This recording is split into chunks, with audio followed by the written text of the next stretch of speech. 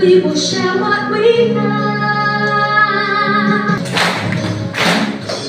Join the mission, people alone. Let your hearts be on fire. We are called to be witnesses of hope. In our mission to the world, here and now.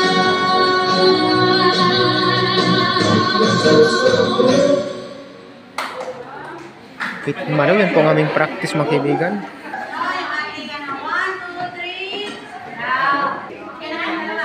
Thank you so much, mga kaibigan. Tapos na ang practice namin. Next day again. Grabe.